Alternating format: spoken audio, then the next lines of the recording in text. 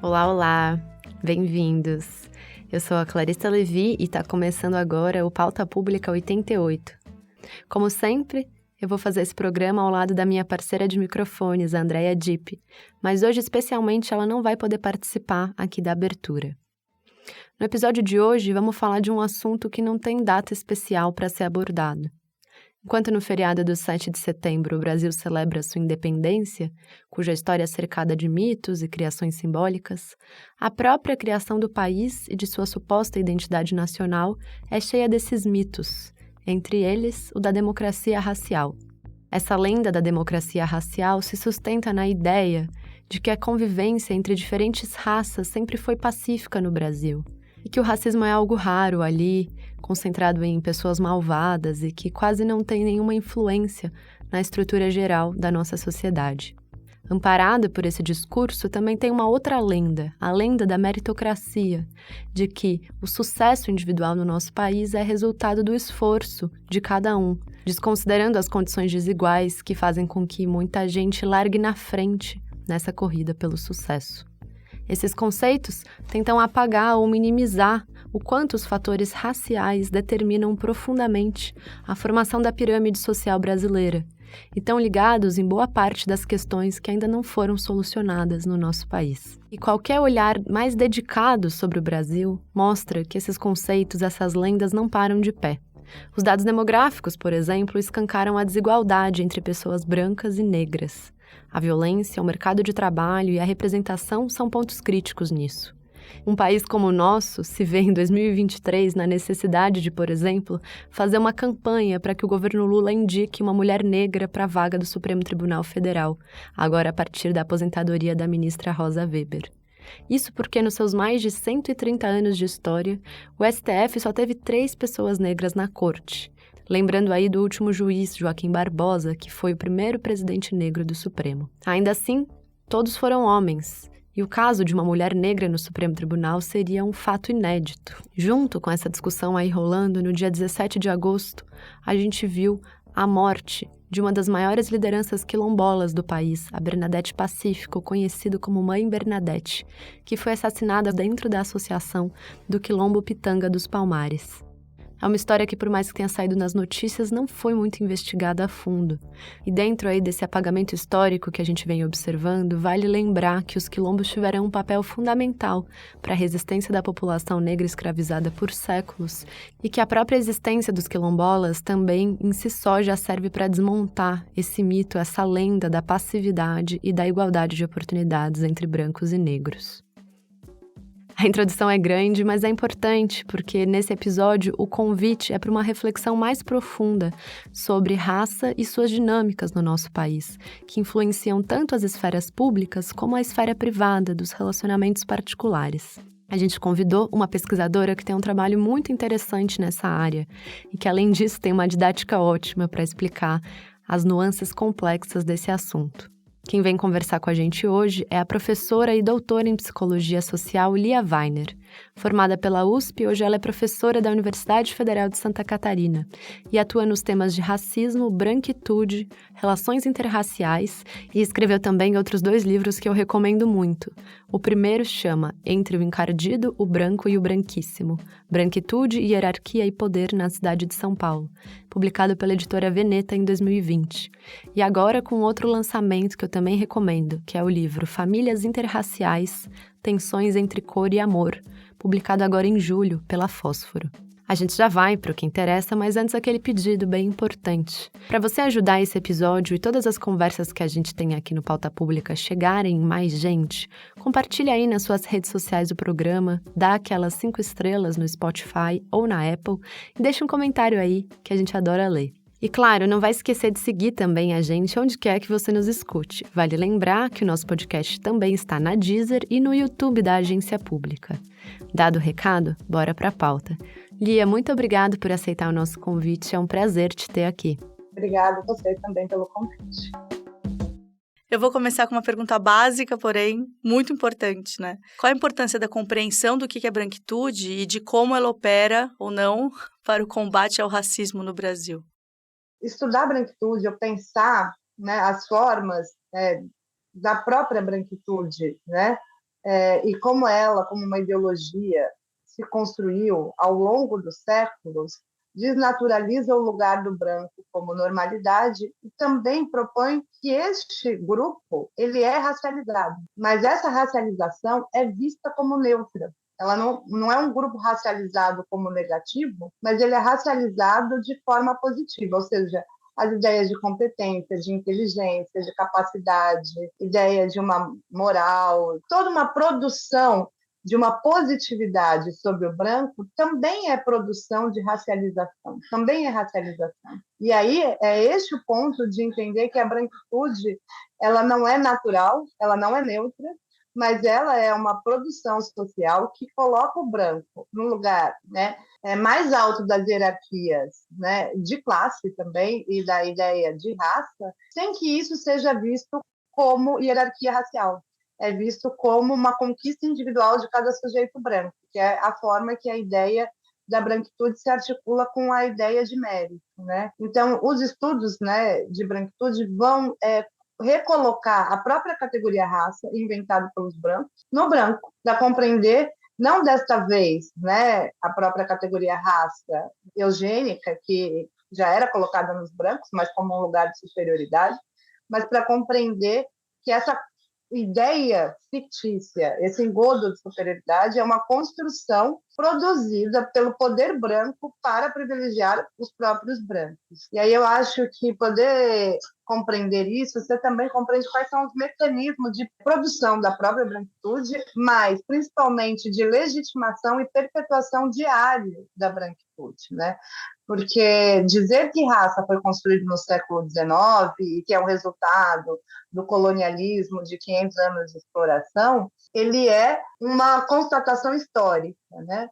Mas também tentar entender como é que isso diariamente vai se legitimando por meio de práticas, por meio de formas de estar no mundo, de agir, etc. e tal, é o que pode compreender não só por que isso existe, mas como ela se mantém diariamente, né? E é neste lugar que pode se romper ou pode ser antirracista, né? Na quebra daquilo que legitima diariamente a ideia de raça.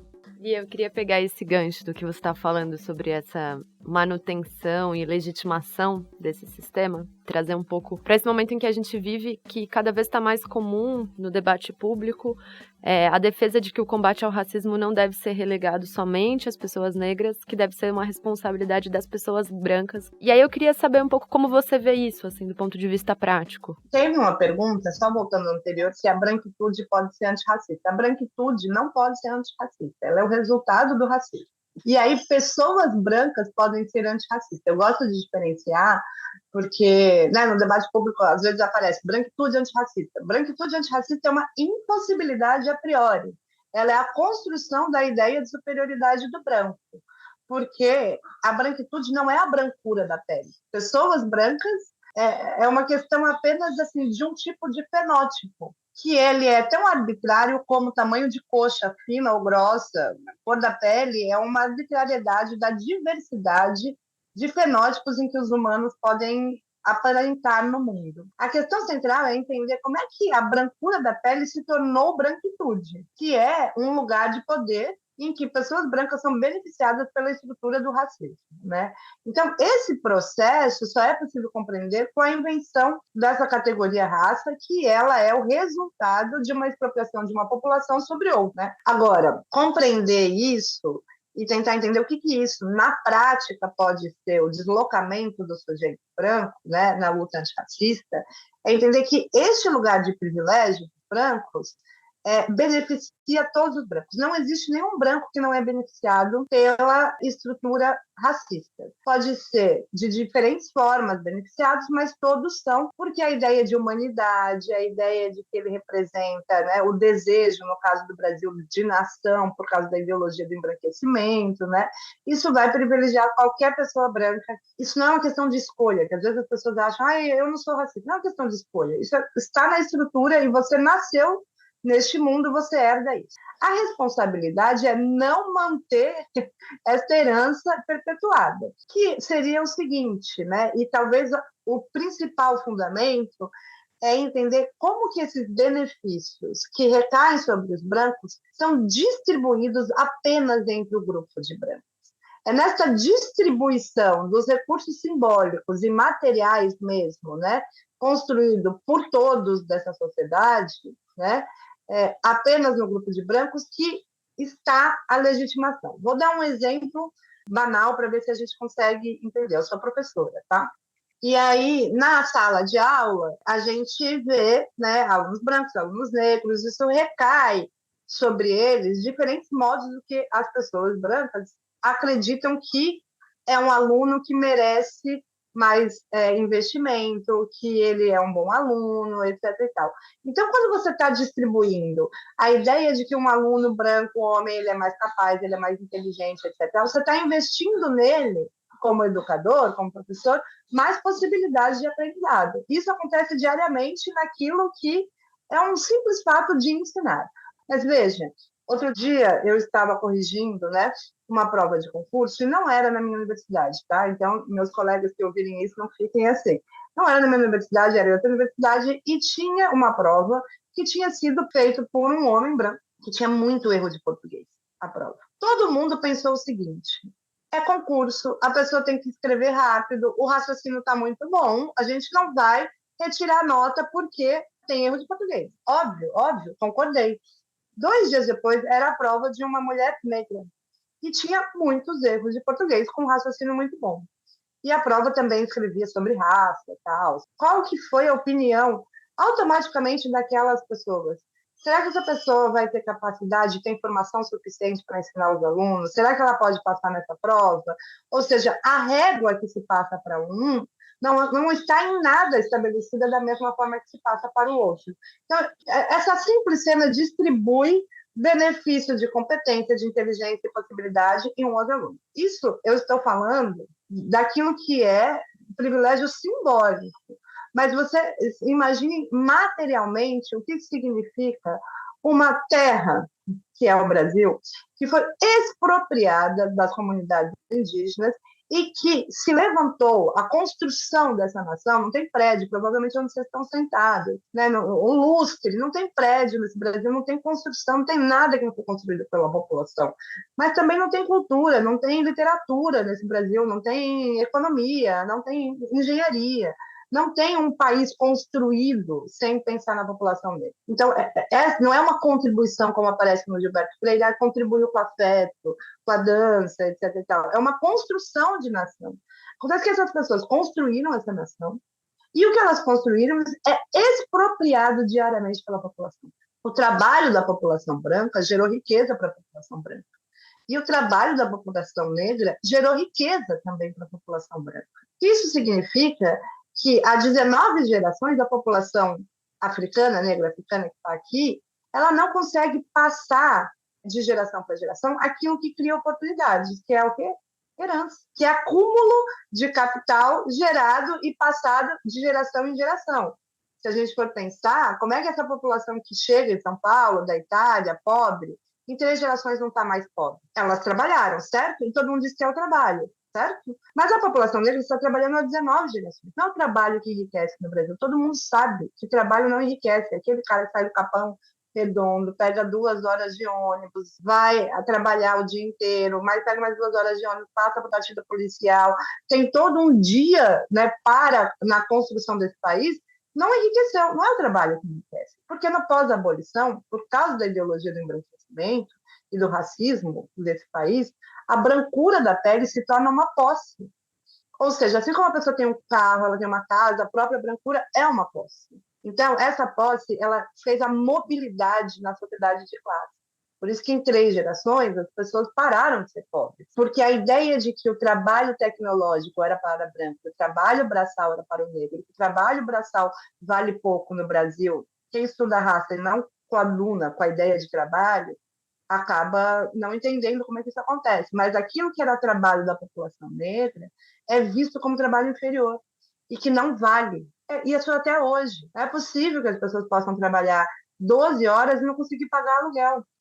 O escravismo junto com o capitalismo e o racismo junto com o capitalismo produz uma ideia de que há humanos que o trabalho que eles fazem vale menos e que eles são capazes para isso. Então, há uma ascensão social na mobilidade de classe da população branca entre gerações e que vai produzindo herança de geração em geração. Isso é o acúmulo, né? Então, isso é um privilégio material que o branco era, não é só o simbólico, e que reproduz para outro, ou seja, há todo um sistema que faz que distribua entre os próprios brancos. E aí, se a gente for pensar, isso vai ligando aos lugares de trabalho nessa sociedade. Por exemplo, eu fui um outro dia num grande escritório de advocacia e perguntei quem aqui foi contratado por indicação. Veja, 92% das pessoas, a gente fez o cálculo, que estavam lá, tinham sido contratados por indicação. Só 8 não tinham sido. E aí, como é que as pessoas indicam outras pessoas para um trabalho, por exemplo, num escritório de advocacia? São as pessoas que estudaram na São Francisco, no Mackenzie, nas mesmas escolas, que já estudaram nas mesmas escolas particulares, que já atendem socialmente junto e que já herdam esse lugar de trabalho. Ninguém pergunta para essas pessoas se ela sabe inglês, se ela é competente. Ela começa como estagiário e desenvolve lá, certo? Isso acontece na reprodução dos privilégios. Agora, eu perguntei lá, e quem não foi? Todas as pessoas que foram contratadas com uma super radicalidade de entrevista, currículo, precisava saber inglês, precisava ter feito isso, eram as pessoas negras que estavam ali. Então, veja, quem recoloca o mérito no escritório? Os negros. E olha a inversão, a ideia de que são esses que retiram o mérito, né? Na verdade, a falta de mérito é como funciona a branquitude, que é um indica outro, indica outro, indica outro, e que coloca e distribui os privilégios herdados de 500 anos apenas no próprio grupo. Então, quando as cotas entram na universidade, etc. E tal, isso é recolocar o mérito. Na verdade, as pessoas passam por uma prova, etc. E tal. Então, há uma inversão completa, né, daquilo que é pensar o próprio antirracismo, pensado como se as pessoas brancas estivessem fazendo um favor de contratar uma pessoa, de incluir o sujeito. E aí, a própria ideia de que só tem brancos decidindo, com a caneta na mão, se eles vão ser antirracistas, só pode ser explicado pelo racismo. Né? Então, se isso acontece, é porque só o racismo pode explicar que uma instituição tem até agora só brancos. Num país com 56% de população negra, isso aqui é um apartheid, visivelmente um apartheid, legitimado por todo mundo diariamente. E aí, respondendo a tua pergunta, o que é na prática, né, quebrar com essa estrutura? Você imagine se todos os pais de crianças brancas chegassem nessas escolas particulares, por exemplo, em São Paulo, todos, e perguntassem como que vocês incluem professores negros e negros nessa escola, senão não vou matricular meu filho. Já mudava. Uma pergunta. As pessoas não conseguem fazer uma pergunta. Uma pressão numa escola. Assim, a radicalidade é que os brancos têm se movimentado muito mais quando se pensa, né, na categoria raça, para dizer que não são racistas do que para combater o racismo. Há uma movimentação muito grande quando brancos são acusados de racismo dentro desse campo progressista, que é fazer toda uma articulação, dizer que não é tal. Então, como é que essas pessoas conseguem se movimentar para dizer que não são racistas e não conseguem se movimentar em nada no antirracismo? É sempre uma coisa que não é urgente, é sempre uma coisa que pode ser como se fosse um favor. Não é uma dívida impagável. Os brancos desse país não vão pagar a dívida que deve de expropriação, expoliação, etc. tal, para a população negra e indígena. Mas a questão não é que a gente não vai pagar a dívida, mas é que a gente mantém a dívida e só aumenta essa dívida diariamente, com a legitimação das estruturas tais como elas estão. E aí, quando resolve ser antirracista, então, assim, parece que está fazendo um favor. Aí vou colocar um negro aqui. Assim, a própria tutorização de tipo assim, vou colocar, e se não se comportar bem, também não coloco mais. Assim, o antirracismo tem se andado, né, dessa população branca pela própria branquitude, que é um lugar de ideia de superioridade, de achar que esse lugar é dele por merecimento, que ele conquistou aquilo não como uma dívida de expropriação, esse tal de 500 anos, mas que foi um mérito individual. Veja, se a gente pergunta para os, sei lá, 2.000 e tantos professores que tem na USP, estou chutando aqui, tá? Esse número não é verdadeiro, que são 98% de população branca, por que não há negros aqui? Eles respondem, por causa do racismo estrutural, se forem do campo progressista, ok? Todo mundo concorda com isso. Agora, se você pergunta, o que você fez para chegar até aqui? Ninguém responde, porque eu sou branco. Você fala, eu trabalhei muito, eu fiz uma tese muito boa, eu prestei um concurso, é individual. Mas como é que a gente pode enxergar que a raça produz uma desvantagem para um grupo e não consegue automaticamente entender que produz uma vantagem para o outro? Porque a vantagem do outro, que é vantagem de grupo, é vista como mérito individual. Então, a gente tem uma supremacia branca que funciona com duas ideologias facilmente. Ninguém precisa levantar a camiseta do white power no Brasil. Por quê? A gente tem uma ideia de que temos oportunidades iguais, a ideia do mito da democracia racial.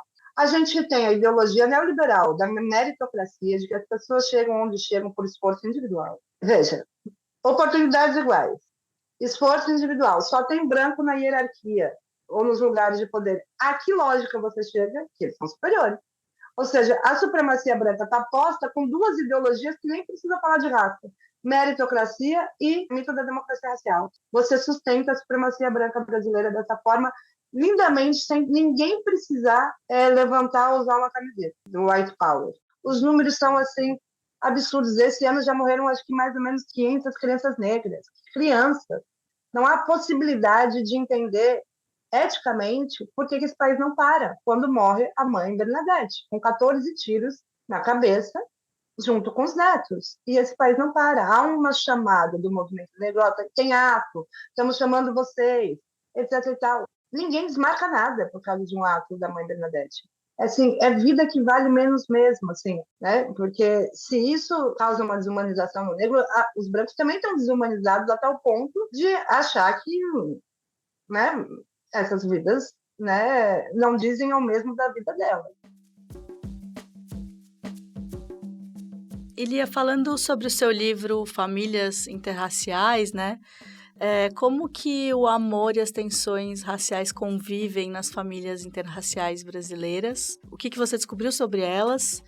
E quais são os efeitos dessas tensões nas pessoas brancas e negras dentro dessas famílias? O meu livro Famílias Interraciais, ele foi a segunda pesquisa que eu fiz depois do livro de branquitude, né? Porque havia, né, muitos depoimentos. Toda vez que eu dava uma palestra, vinha alguém contar para mim que sofria racismo na família.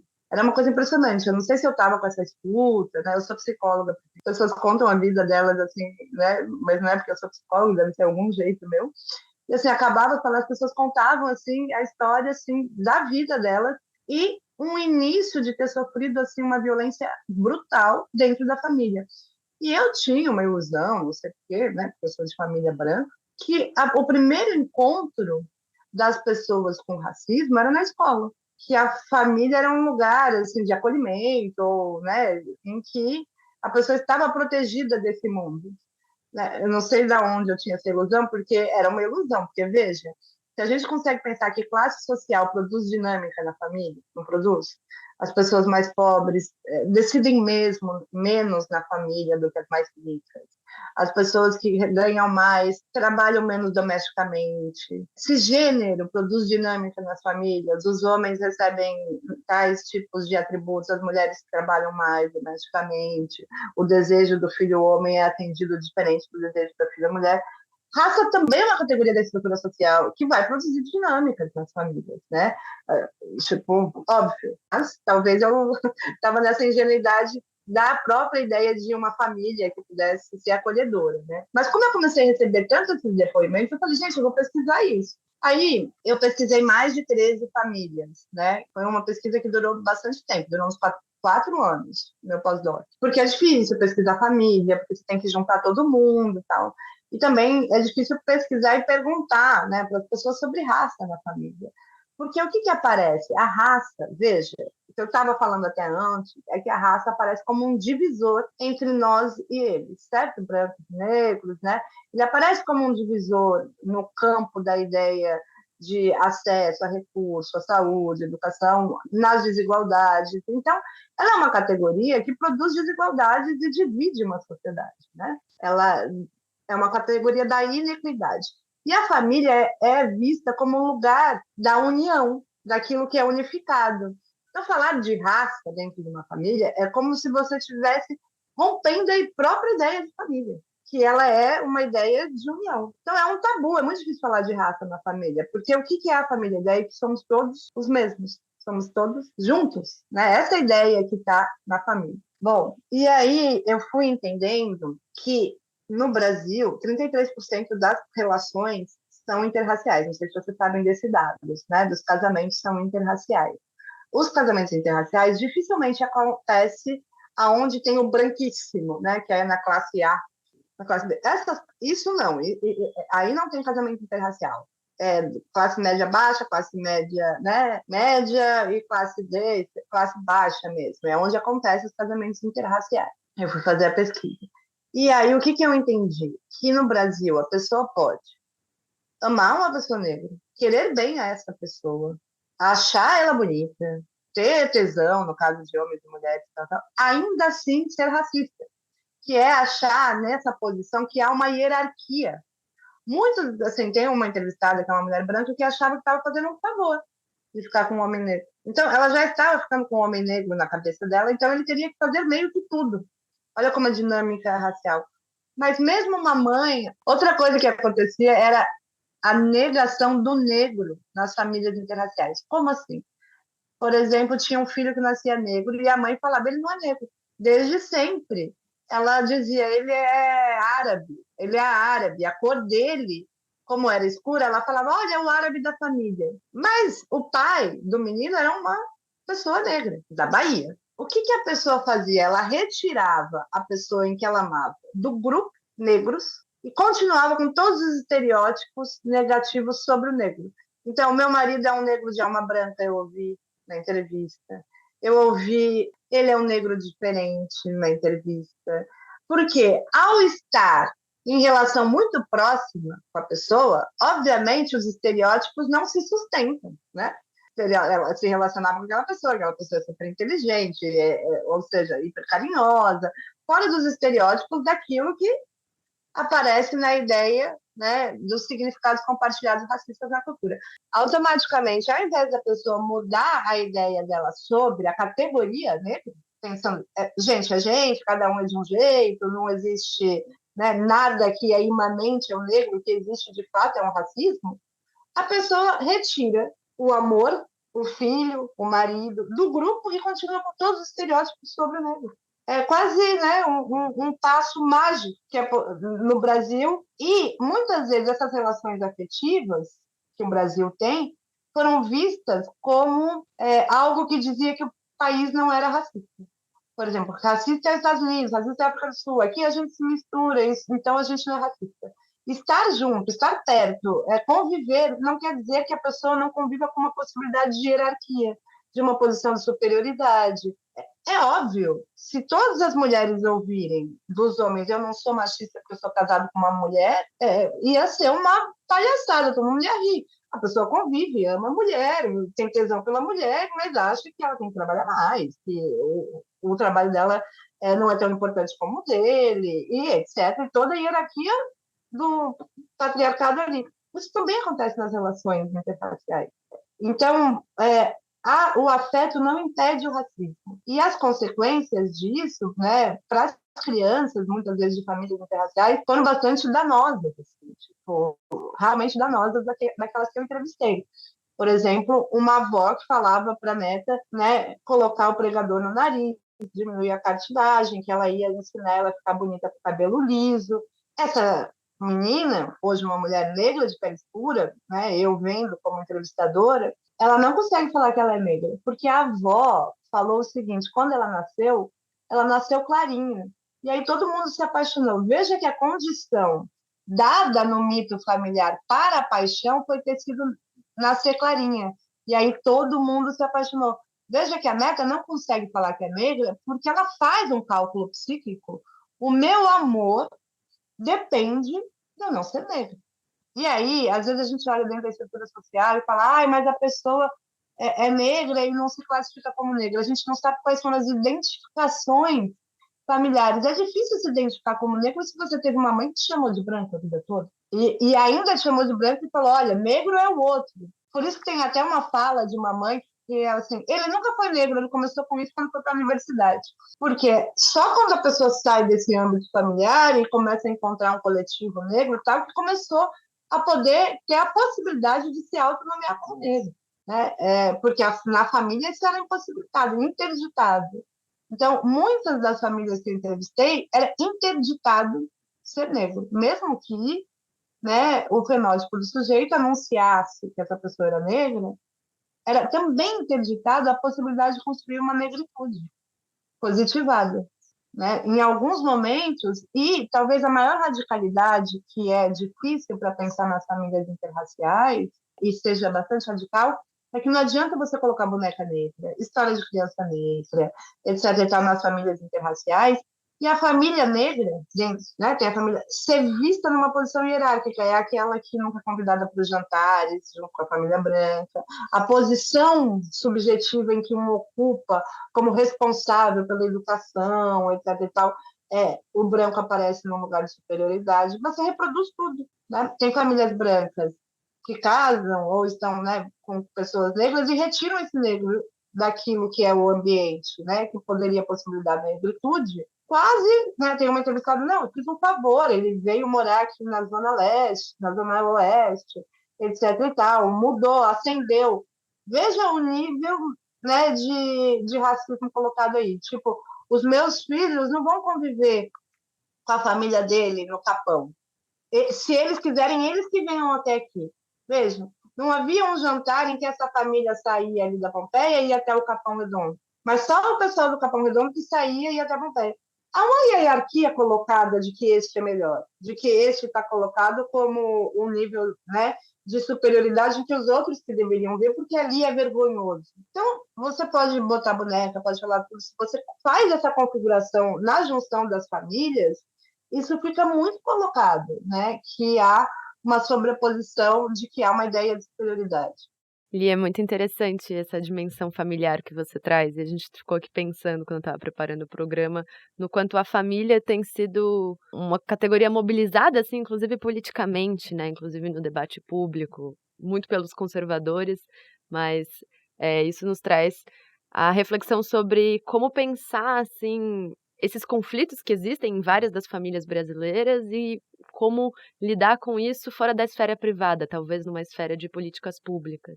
E aí eu queria perguntar para você, assim, a partir do teu trabalho e também de outros pesquisadores e pesquisadoras, tem caminho para elaborar algum tipo de política pública ou algum tipo de incidência nessa esfera pública para lidar com esse racismo em entidades tão íntimas e privadas como as famílias brasileiras? A questão é que a família é uma instituição da estrutura, né? Então, se você pensar como é que funciona o racismo estrutural, né? Ele, resumidamente, ele nos diria que, né, ele é a normalidade, não que a gente deva aceitar como normal, mas ele é a normalidade do funcionamento das relações sociais no país. Quando algo é estrutural, ele não é a exceção. Não é quando alguém é nomeado como macaco na escola. Isso é uma discriminação direta.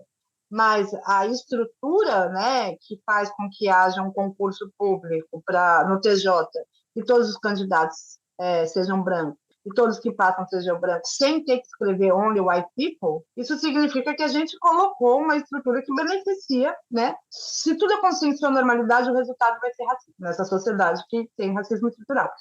As famílias é um locus muito importante daquilo que é a instituição que produz uma estrutura também, assim como outras instituições. Agora, a questão é que o racismo, sendo estrutural, e pensando a família como uma instituição da estrutura, ele não se combate apenas no locus onde está acontecendo. Então, assim, a gente só consegue, de fato, pensar uma política pública antirracista com, obviamente, uma diminuição daquilo que é visto como setores públicos e particulares na sociedade brasileira, com uma diminuição radical da desigualdade. Então, assim, o antirracismo, às vezes, é muito confundido como algo assim, vou colocar uma pessoa negra aqui, como na televisão, etc. e tal.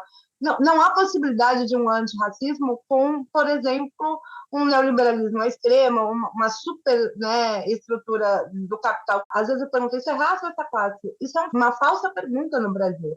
A estrutura de classes no pós-abolição foi feita pela informação da raça, os trabalhos, a ocupação, etc. No Brasil, se a pessoa não configura a estrutura de classes junto com a ideia de raça, ela não entendeu como se funcionou as classes sociais no Brasil.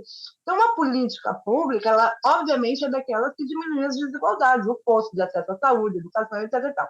Isso está ligado principalmente à distribuição de recursos mais justos. Mas, ainda assim, há algo no racismo que não há na desigualdade de classe, que é a desumanização. Veja, se a gente consegue diminuir o fosso de classe, de acesso a recursos materiais, ainda assim fica a ideia de uma humanidade que vale mais e outra que vale menos. São os aspectos simbólicos. E aí, esta é a parte que vai tendo que ser mudada, como a educação, com políticas de preconceito, com sensibilização.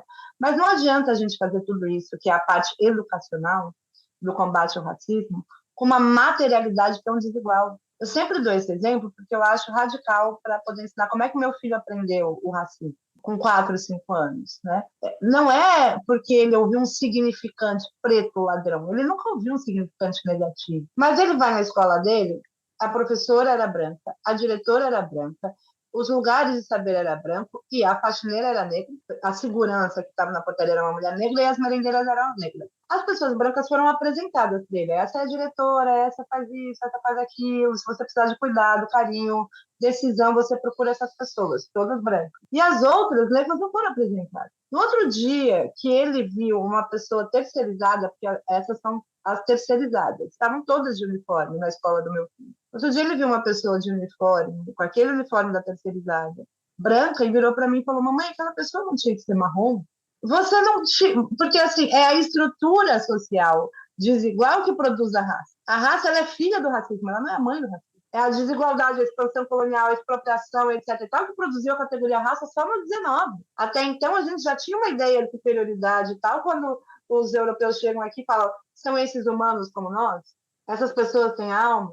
Ou, são humanos, mas precisam comer com talheres, precisam aprender a se vestir, precisam se tornar como nós. É aí que vai nascendo essa construção do que a Cida Mendes vai chamar de pacto narcísico da branquitude, que o branco aparece como lugar de representação em que todos os outros grupos devem seguir e alcançar a forma de desenvolvimento, a forma de civilidade, a forma de ser e tal.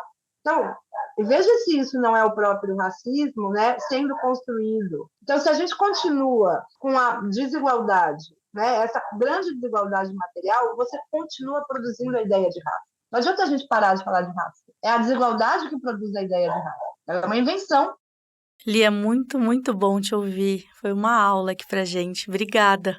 Espero que tenha sido legal e conto com todos os ouvintes, né, para a mudança desse país, né? Eu gosto de uma frase muito interessante do Krenak, que ele diz o seguinte: que todos os brancos que ele conhece diz que não é responsável pela colonização, expropriação, expoliação dos seus antepassados. Mas ele diz o seguinte: realmente não são. Mas se os seus filhos, seus netos, os netos encontrarem este mundo com essa desigualdade, os ancestrais seremos nós. Este podcast é uma parceria da Agência Pública com a Rádio Guarda-Chuva. Jornalismo para quem gosta de ouvir.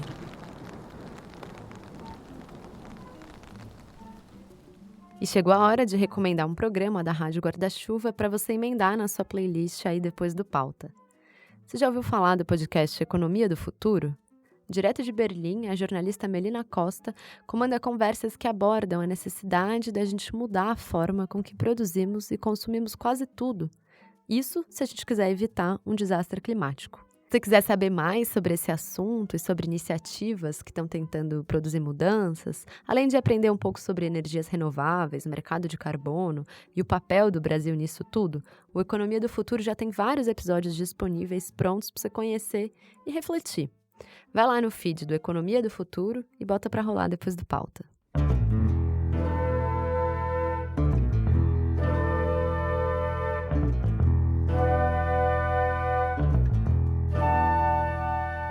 E termina aqui mais um programa que só foi possível graças ao apoio das nossas aliadas e dos nossos aliados.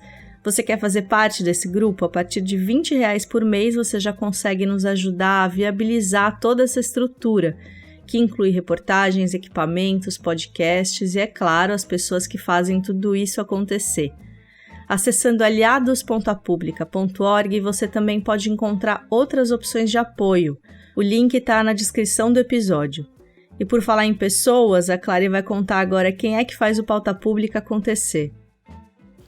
Além de ser apresentada por mim, Clarissa Levi, e pela Andrea Dipp, que somos também responsáveis pela pauta e entrevista do programa, o Pauta Pública é produzido, editado e roteirizado pelo Ricardo Terto. Mas, nesse episódio aqui, a gente teve a valiosa colaboração da Laura Schofield, que ajudou na elaboração da pauta e das perguntas, além de ter indicado a Lia para ser nossa entrevistada. No resto da série, quem cria as artes dos episódios é a Tainá Gonçalves, em cima da identidade visual que foi criada pela Cíntia Funchal. A coordenação das redes sociais quem faz é o Ravi Spreisner. E essa música que você escuta de fundo, junto com toda a trilha sonora original do programa, foi composta pelo Pedro Vituri. Os vídeos das chamadas que aparecem nas redes sociais são do Breno Andreata. Sexta-feira que vem, bem cedinho, tamo de volta. Até a próxima pauta.